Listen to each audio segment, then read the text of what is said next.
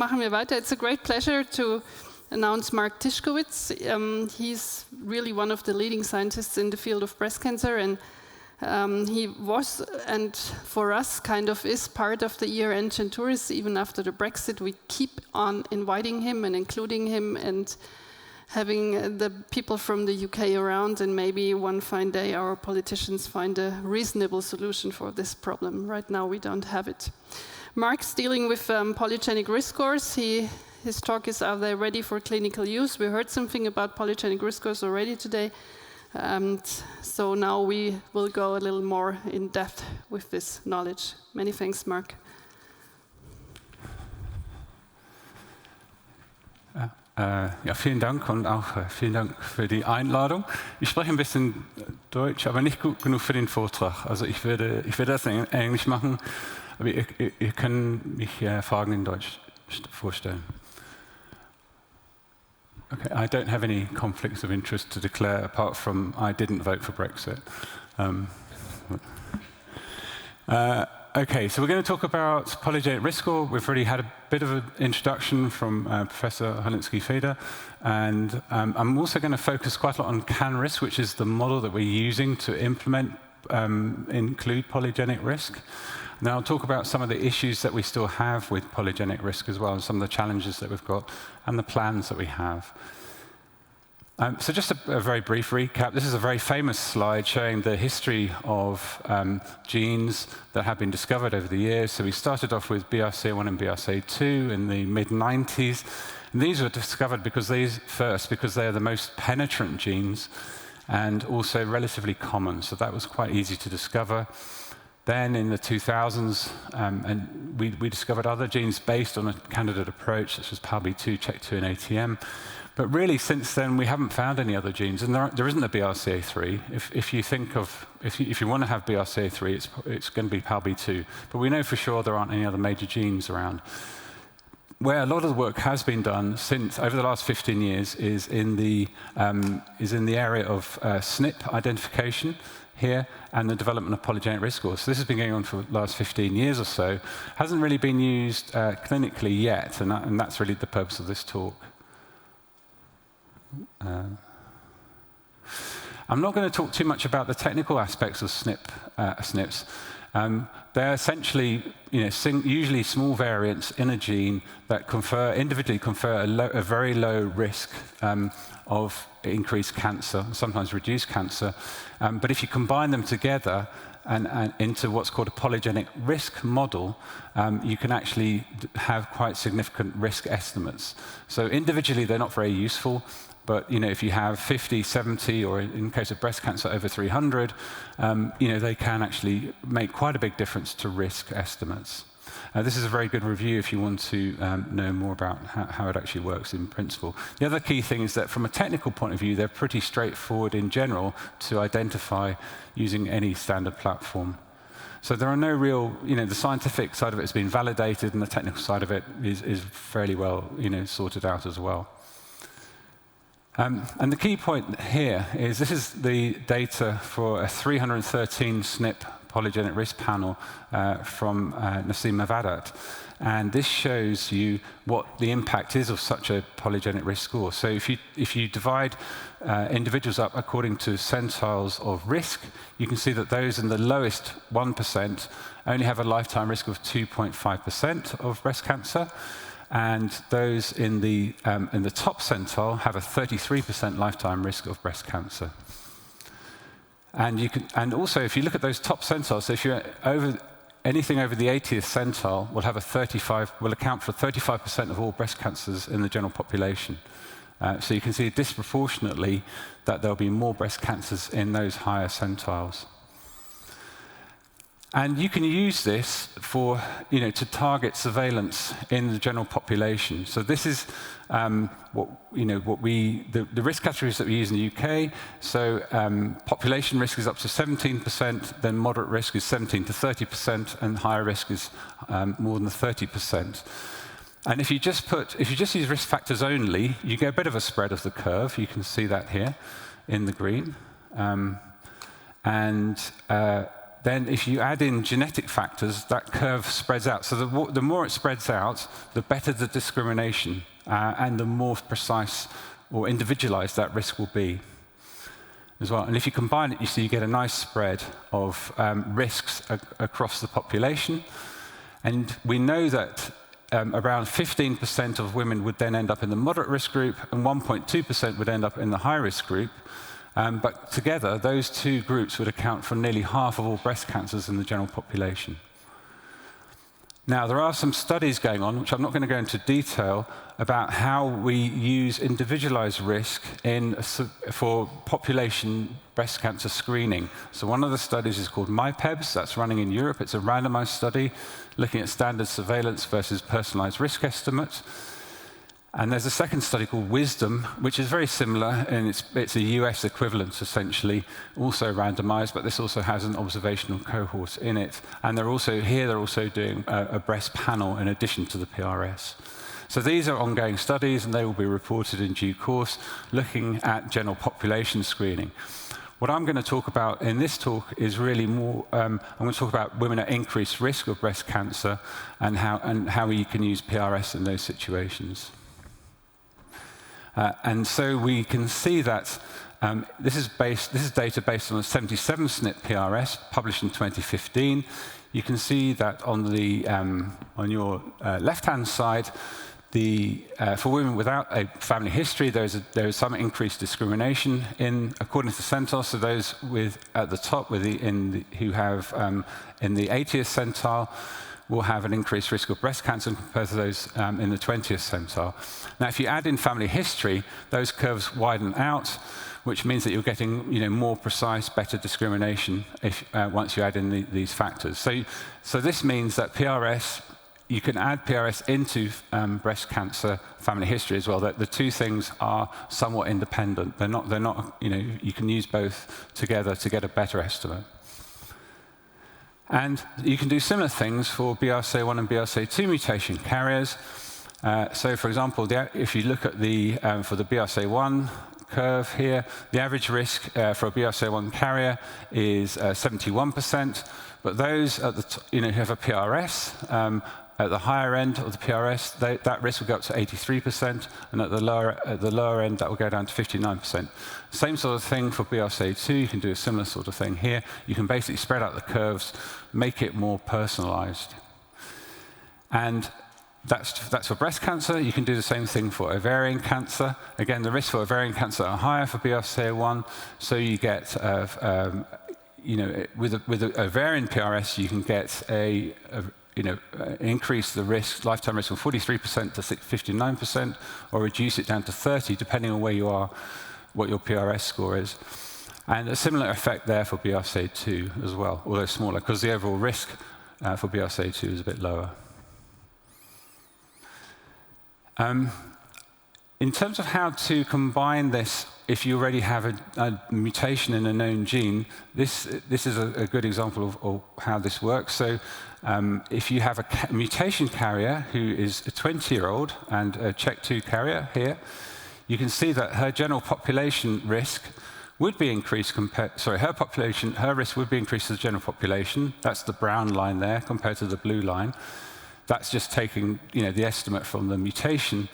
But then if you start adding in other things, so QRFs mean lifestyle factors, questionnaire-based risk factors, that will again then increase the spread of that curve. Then you can add in mammographic density, which again widens the curve out, and then add in PRS as well. So the more factors you add in, the wider the curve, the better the discrimination.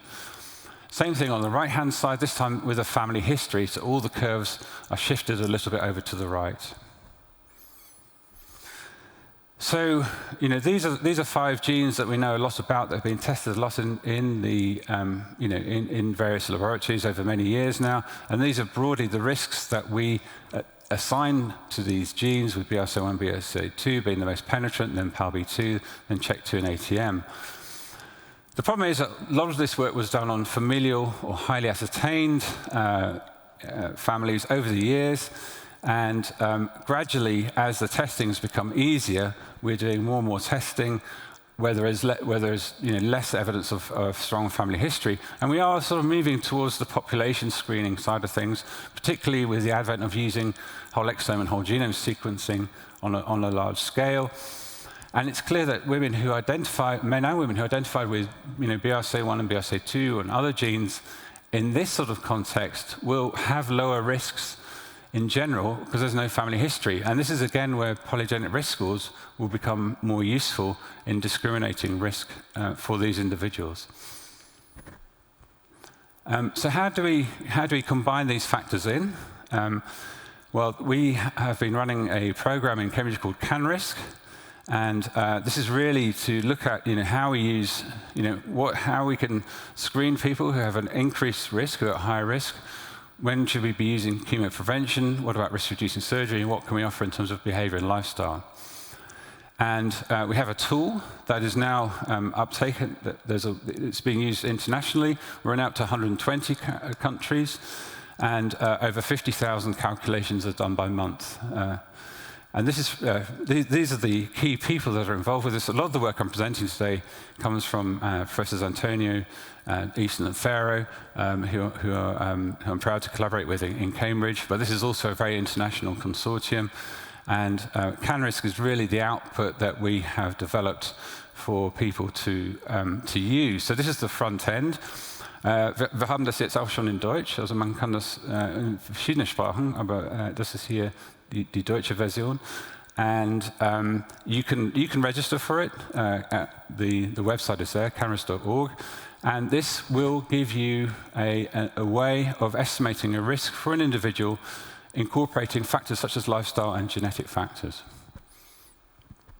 And here I'm going to give you some examples. So you can draw family trees using CanRisk, and this is a 35-year-old here with some family history of breast cancer. So the mother had bilateral breast cancer, but as sometimes is the case in families, there's no contact here with the mother. So we know the evidence, but we can't actually access her for genetic testing. And there is some family history of breast cancer on that side of the family as well. And otherwise, she's quite healthy in terms of BMI, and she's got a daughter as well. So if you just take use CanRisk, and you can work out her own risk based on CanRisk. And it comes out at around just over 30% risk, essentially. So you can, this is the graph here, and this is sort of another way of presenting this with different colors according to population, moderate risk in yellow and high risk in pink.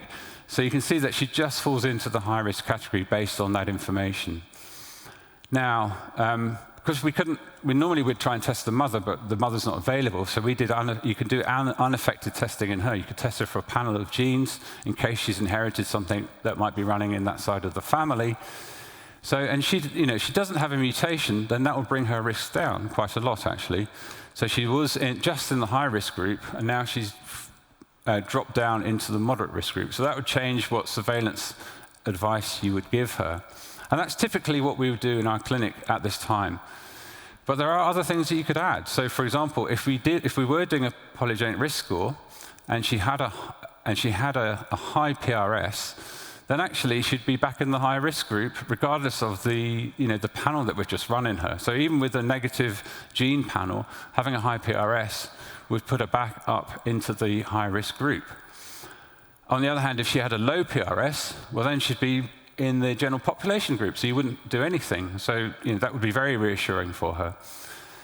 Another thing that we don't really talk about very much is mammographic density, and that's often because either maybe the woman hasn't had a mammogram, or you don't have that. Even if she has, it's not reported.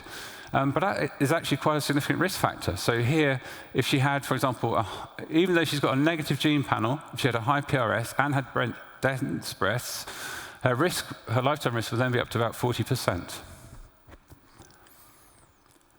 And finally, if you ignore the information, but just look at some lifestyle factors, if she drank 2 glasses of wine per day, she admitted to that, which isn't very much, her risk would go up slightly from just below the threshold of 29% to just above it. So you can see that something, this is almost saying, have a couple of glasses of wine and you'll get extra surveillance for breast cancer, which I think, we'd have to have some concerns about.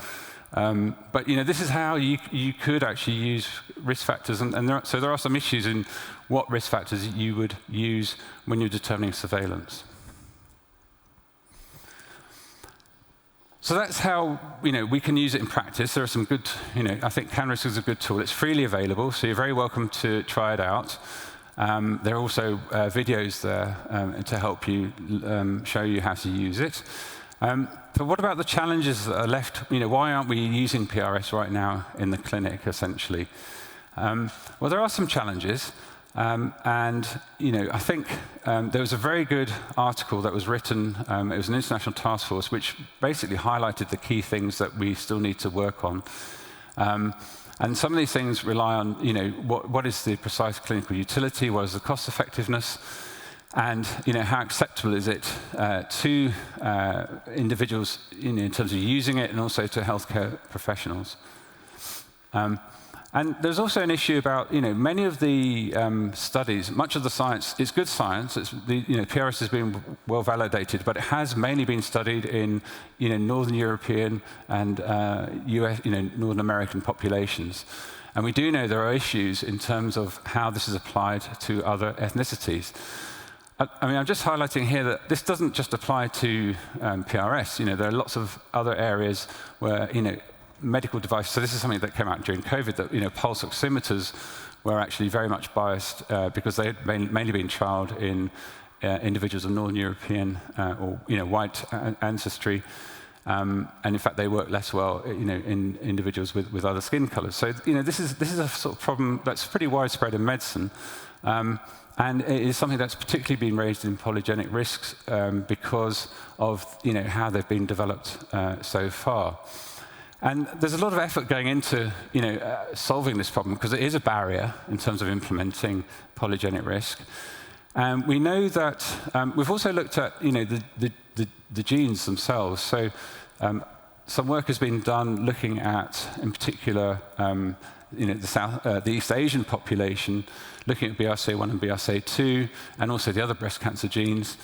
And these studies have shown that broadly the risk that you give, again, most of that work's been done in the Northern European and North American population. If you apply that to the South Asian population, the absolute risks for those genes are pretty similar, actually.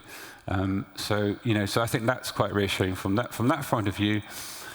And also, there has been studies looking at polygenic risk in South Asian women. And again, the performance is actually pretty not too different between the European studies and the Asian studies in terms of the standard which is odds ratio per standard deviation. So there is some equivalence there, which is promising. Likewise, PRS has been studied in Latin American women, and again, the odds ratio per standard deviation is broadly similar to what you might get in a European population. So it does seem that these polygenic risk scores can be applied to some of these other populations reasonably well.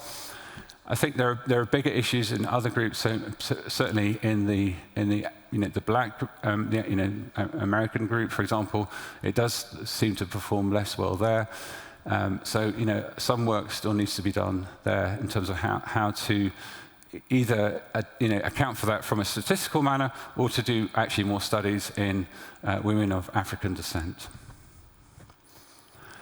There are other challenges. I think that's really the main challenge that's holding us back at the moment. There are other challenges such as standardization. There are lots of different SNP panels around. We currently use the 313 panel, but data's been, studies have previously used other sizes. In a few years' time, there'll be a 500 SNP panel. How do we compare them? How do we standardize them? How much variability will there be from one panel to another? So these are questions that still remain to be answered. There's also this idea that we're moving away from a binary concept, which is you have a mutation versus you don't have a mutation, to a more continuous variable, which actually reflects nature itself much better. In fact, this isn't all just a black and white thing. There's going to be a whole range of different risks. And we're also moving away from rare, single, Mendelian genes to much more common, much more common genetic modifiers that we all have and that we can all be profiled for as well. So, and there's also issues such as, one family member with, may have a high PRS, but their close relative may have a low one. So this is, maybe a bit of a concept for individuals, in the population, and also for genetic counsellors in terms of how we deal with them, how we deal with this variation within a family. And then, there are also concerns about overtreatment and overdiagnosis using, these types of measures. So to address some of these, what we are proposing in the UK is we're proposing 2 studies. The first one's called Precision HbA1c, and the idea is here that we will use polygenic risk score to refine risk estimates for individuals having predictive testing for mutations. And this is run by myself with Gareth Evans from Manchester and also Alison Curran in Stanford. So it's a 3-center study. It's just started. We are basically taking anyone who's anyone over 50, over 18, who's having predictive testing, and what will happen is that we will randomize them into either they'll get standard, if they have inherited the mutation in the family, they will get standard of care versus a more precise risk estimate using polygenic risk scores and the questionnaire-based risk factors that I've discussed. And we will then look at differences in levels of uptake, and we will look at acceptability for the individuals concerned, and also how this works in practice for the health professionals, how they found adding in this additional information when counselling women with mutations. So that's in women undergoing predictive testing, where there's a known mutation in the family. The second study that we are about to start is where women are referred to us because of their family history, and nothing's been done yet. So there we're going to do a randomized study looking at, again, just standard care, standard genetic counseling, where you draw the family tree and you give them some general advice, versus a more precise risk estimate using CanRisk, PRS, lifestyle. And again, we'll look at the same sort of outcomes, the psychosocial outcomes, uptake of risk-reducing interventions or surveillance as well. So just to really summarize that, we're doing the Precision HbA1c study has just started, UK and US based. And then on the right-hand side there, the CanRisk 2 study, which will be the one based in clinical genetics, where we're going to be doing a polygenic risk score and a gene panel, randomizing it between 2 groups of women. We're also running a similar study in primary care as well. So those 2 are in setup phase. The Precision study has just started to recruit. So really, in summary, what do clinicians and patients need from all this? Well, we are moving towards personalized age-specific cancer risks. We are moving towards multifactorial models. The cancer risk prediction tools that we have developed should be easy to use and acceptable with a high uptake, which I think CanRisk is, certainly for breast cancer. And we have developed some outputs there that you can communicate cancer risks to patients with. We need to find out what the impact is on risk management options. We need information about the actionable risk thresholds as well, and also some cost-effectiveness health economic data.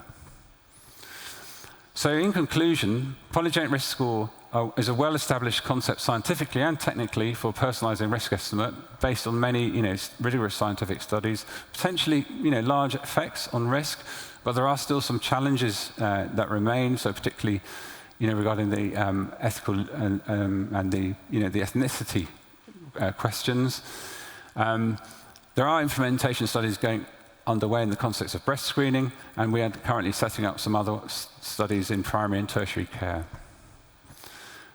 So I'd like to finish there. Thank you very much for your time, and I'm happy to take any questions, and I'll certainly take some during the coffee break as well. Thank you.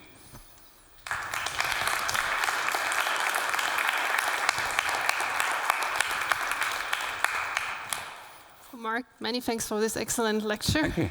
A lot of things to do for the next couple of years. So you're moving clearly into individual risk in the general population with the risk estimation. We here using polygenic risk scores right now to be a little more sure in the clearly hereditary group. Yep. So if you do, for example, predictive testing and you exclude the BRCA mutation, that does not necessarily mean that there's a low risk. That's correct, on the high risk. So you're using that in that field, and unfortunately in Germany it does not result in any recommendations right now because the polygenic risk score is not approved by the health authorities right now, but we try to talk to the patients. So are there questions for Mark? Maurizio, there's the microphone. Thank you, Mark. Brilliant work. And my understanding is that you cannot rely on polygenic risk scores alone, or at least they can be useful, they might be useful to identify a quite low fraction of high-risk individuals. But what about, even with expanded models, the low-risk population? What would you suggest in those cases? No screening, no breast cancer screening? I mean, this is completely another issue. I mean, I think that is, you may target surveillance to those women at high risk, but you may also remove surveillance to those women that you perceive to be or that you've worked out to be at lower risk as well. So I think these are, ethical issues that still need to be, studied in essence. It does make sense. And if we were setting up mammogram screening today in the general population, we wouldn't just base it on age alone. We'd base it on other risk factors. So, what we're currently offering, just an age-based mammogram screening for the general population, is not really a 21st century solution to that particular problem. So I think it will be helpful, but there is a discussion to have. And clearly, there will be some women who you deem to be low risk, who you remove or you reduce surveillance, who then get breast cancer, and they'll be writing to the papers and complaining, and that's something that we'll have to be dealing with. So yeah, these are certainly issues that need to be addressed still. Yeah, but that's true for every surveillance. That's true for every surveillance. Verena? Thank you very much, Mark, for this brilliant talk. You said that we are heading towards population screening, and I also think we are going in that direction right now. But if you're doing population screening for also BRCA mutations, then I think it should be done in some kind of genetic counseling setting. That's something very difficult to accomplish for such a huge amount of people. So are there any thoughts in the UK right now on how that might be accomplished? So lots of people looked at different models of how you could do that. Where you could do group counselling or using online tools. And at the moment there is a study going on in the UK called BRCA Direct, where women are using online tools essentially. Where they're being identified. They're coming to their general practitioner and they're sitting in the waiting room, and then they're asked to join this particular study, which is being done through online apps. But then you're also maybe not everyone is completely technologically up to date, so you may be discriminating against some people doing that. I don't think we will ever have enough workforce to actually offer counselling individually to everyone. So that's unfeasible. And I think we will be looking at some sort of online way of doing this. I'm still concerned about things like what variants of unknown significance you might report back, whether you report any back, or how you deal with that side of things as well. And also, when you start identifying BRCA1 and BRCA2 mutations in women in the general population with no family history of breast cancer, actually the impact of that is maybe quite low, particularly if they don't have any other risk factors.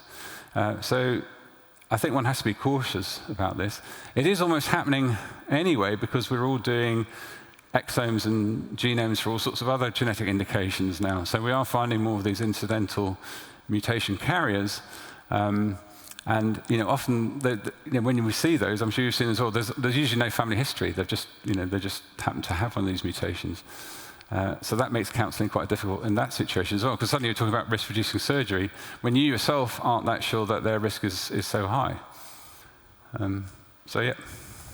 Yeah, it's no easy way out, but still it makes sense, and that's the future, and there will be a much more precise risk prediction, and it will have consequences also for the healthcare providers, I'm sure. But there are some parts now really ready to use in the clinical setting. Not the whole story, but at least part of it. So many thanks, Mark, again for coming.